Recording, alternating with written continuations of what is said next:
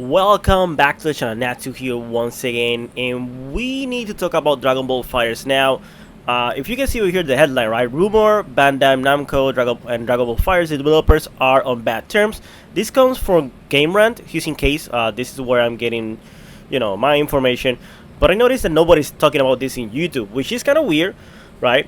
There's some people talking about this on X, Twitter, however you want to name it nowadays, right?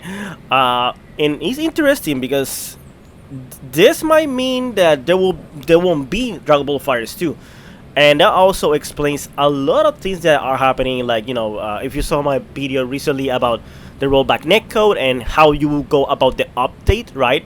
That you need to pay extra amounts I'm against it. Like if you tell me like, hey, the update will be like $10 or maybe $15, I will go say, okay, but like $48, really? Almost 45 or something like that if you include taxes. But yeah, so in few words, what I'm trying to say is that, for example, this is coming from, and in this article, which I'm gonna put the link in the description below, so if you want to read it. But technically, I'm gonna summarize it really quickly. So Crips, right, is a modder, somebody does mods for Dragon Ball FighterZ, right? And he's explaining that he has information that Bandai cut many corners with, Xenoverse 2, Kakarot, and FighterZ, and even sorted their business relationship with Arc System. When he says sorted, is that you can see here when he gets something. What do you mean by sorted? Underfunded the game and DLC, along with other reasons. The other reasons I might speculate, right, that they didn't have good communication, or maybe the demands were like stupid demands, like, hey, I want you to do this, but this is the budget. Like for example, the rollback netcode. You notice that it almost took like what, 3 years? I know it's more than 2 years. I'm almost certain about that. And people like me and other people in the community, it gave us a bad taste. And if you think about it, it all makes sense why the rollback netcode has so many issues, why it took so long, right?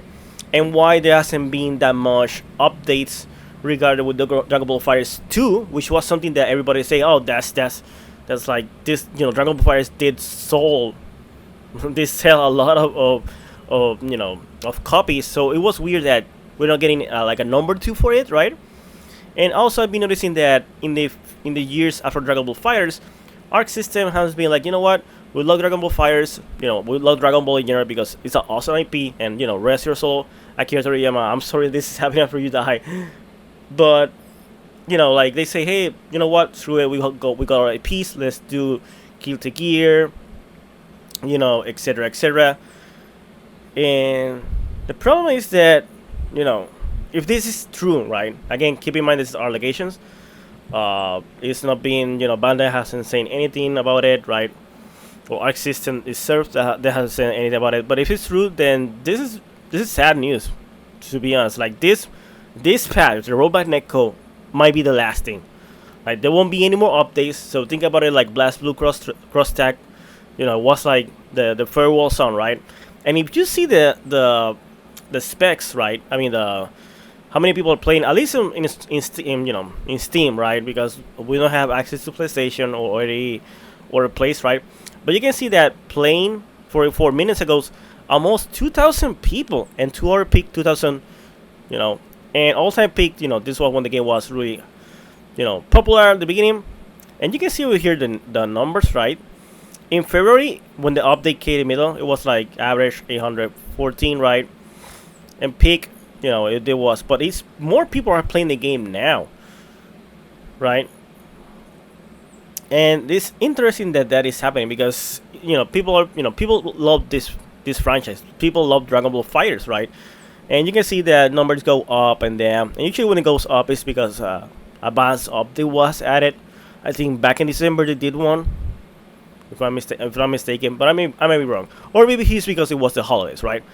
And if you see these numbers compared to another game, which isn't 6 years old, heck, it's not even 1 year old, and we're gonna talk about here, Mortal Kombat 1, and you can see that the numbers are super close. Like look at this, 40, 41. Like actually, Dragon Ball Fire has more people. Like no, just a little bit, maybe like Dragon Ball has a little bit more, and also the 24-hour peak, the same thing, right? Almost 200, and all-time peak. Again, keep in mind, I think Mortal Kombat is more popular in PlayStation, but it's kind of sad. And you can see that over here. You know, this game is not doing well, right?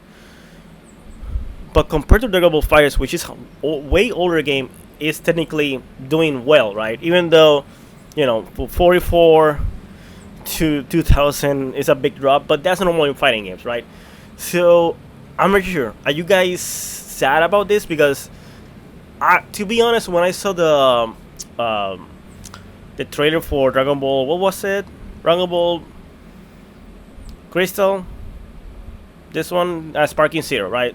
The Sparking Zero is like technically Budokai again, something like that, right? I don't remember.